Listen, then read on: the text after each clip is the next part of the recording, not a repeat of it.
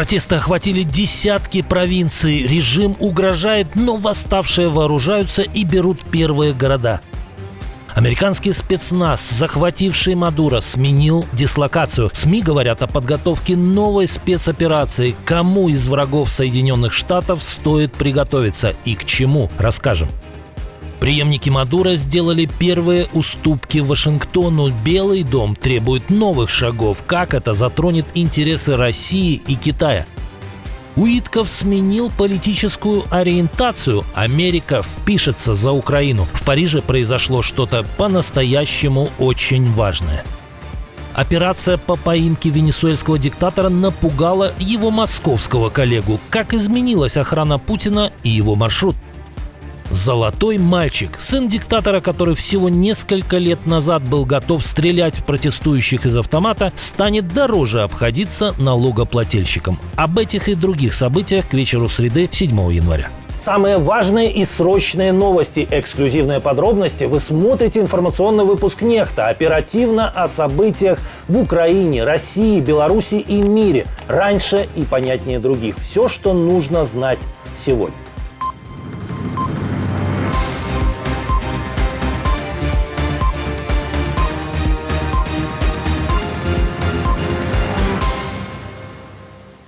Города выходят из-под контроля Тегерана. На западе страны протестующие фактически взяли власть в свои руки. Речь идет о городах Абданан и Малик-Шахи в провинции Илам у границы с Ираком. По данным Национального совета сопротивления Ирана, силовики отступили, а люди празднуют на улицах. Информацию подтверждает Fox News. Оппозиция прямо говорит о потере контроля режимом над этими территориями. Протесты охватили более 60 городов в 25 провинциях.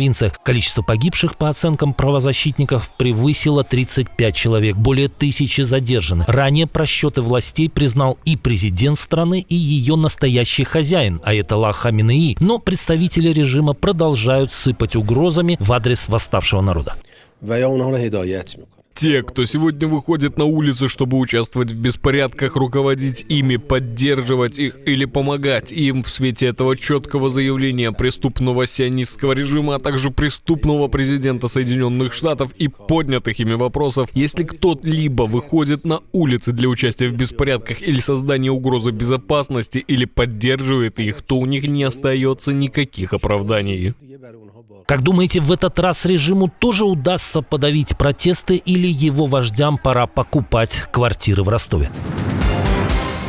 Россия пошла на резкую эскалацию в Атлантике из-за судна, которое преследует США. Как пишет The Wall Street Journal, Москва отправила подводную лодку и военные корабли для сопровождения танкера «Белла-1», переименованного в «Маринера». Судно так и не смогло зайти в Венесуэлу за нефтью и сейчас идет пустым, но береговая охрана США продолжает охоту в рамках кампании против теневого флота. В декабре экипаж сорвал попытку досмотра. После этого танкер вышел в океан, нарисовал российский флаг, сменил название и регистрацию, без инспекций и формальностей. По данным Wall Street Journal, это беспрецедентный шаг. Кремль боится, что США перекрывают потоки контрабандной нефти, на которых держится российская экономика. Интересно, хватит ли подлодок на все танкеры?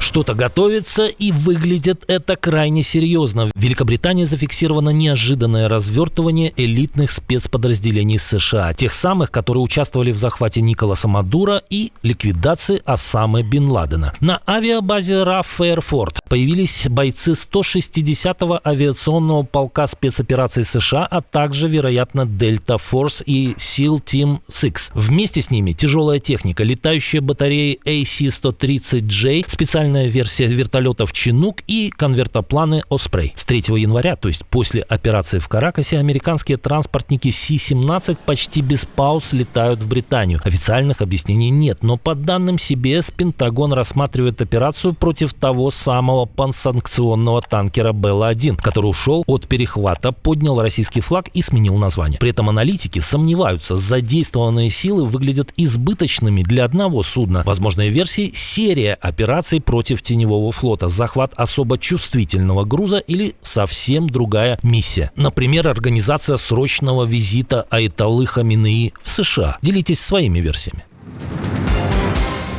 Каракас отдаст Вашингтону десятки миллионов баррелей. Дональд Трамп заявил, что временные власти страны передадут Соединенным Штатам от 30 до 50 миллионов баррелей подсанкционной нефти. Об этом президент США написал в своей соцсети True Social.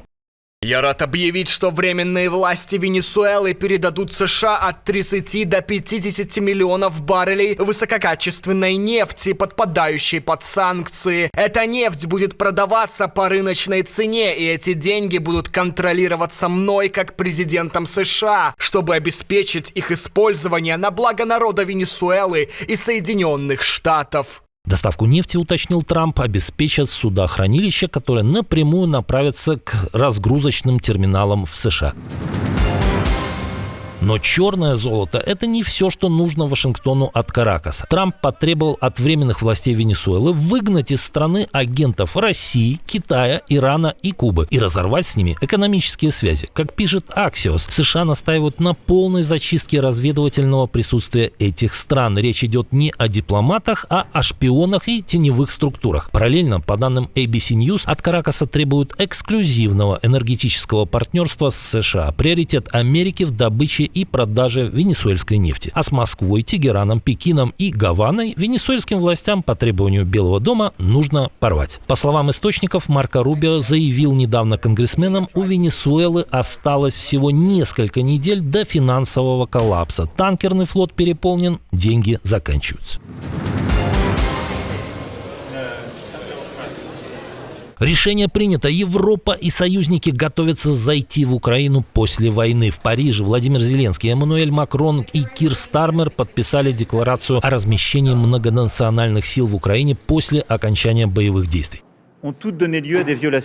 Мы все трезво оцениваем ситуацию. Мирные соглашения, подписанные Россией за последние 15 лет, сопровождались нарушениями в Молдове, Грузии и Украине. Опираясь на этот опыт, мы хотим, чтобы этот мир был гарантирован. Парижская декларация формализует эти законные гарантии безопасности и впервые признает это сближение между членами коалиции желающих Украиной и США. Документ – итог месяцев переговоров коалиции желающих, в которую входят 35 стран. Контроль прекращения огня возьмут на себя США. Украинская армия будет иметь численность в 700 тысяч человек и станет первой линией обороны. Турция будет отвечать за безопасность на море. Франция и Великобритания откроют в Украине свои военные базы. Свои войска готова послать Канада. Бельгия поможет авиации и флотом. Но самое главное, США впервые так явно готовы, как говорится, вписаться. Стив Уитков заявил после саммита, что президент США решительно поддерживает протоколы безопасности. Мы считаем, что в значительной степени завершили работу над протоколами безопасности, которые важны для того, чтобы народ Украины знал, что когда это закончится навсегда. Разговорился и обычно молчаливый зять Трампа Джаред Кушнер. Это действительно важный шаг на пути к возможному мирному соглашению, и я думаю, что сегодня между европейцами и коалицией желающих достигнута огромная веха. Путин встретил Рождество в церкви, усердно молясь. Я поздравляю вас с Рождеством Христовым. Это была практически единственная фраза не про войну. Далее инициатор агрессии против Чечни, Грузии и Украины сравнил Христа, принесшего в жертву себя, с российскими солдатами, несущими разрушение и смерть соседям. Во все времена в России как и относились к воинам своим, как к тем людям, которые по поручению Господа исполняют эту святую миссию. И пока Путин произносил эти слова и крестился, российские войска ударили по детским садам и школе в Украине. Только в Днепре ранены минимум 7 человек, среди них 2 детей. Повреждены более 10 многоэтажек, выбиты сотни окон, сгорели автомобили, есть риск повреждения сетей отопления возле одного из домов. Разрушено профтехучилище, под обстрел также попали 2 детских садика и школа. Кстати, Кремль так и не назвал ни город, ни церковь, в которой появился Путин. Похоже, такое случилось впервые. Кремль не объяснил, почему не назвали церковь, в которой был президент. Согласно анализу агентства, президент отметил Рождество в храме великомученика Георгия Победоносца на территории Центра специального назначения «Сенеж». Войсковая часть 92-154 в Солнечногорске. Кроме того, диктатор был окружен офицерами, и по утверждению журналистов агентства, это были сотрудники ГРУ. Похоже, кто-то тут очень впечатлился спецоперацией США в Каракасе и опасается, что янки могут повторить. медалью 25 лет ОМОН Ахмат Грозный.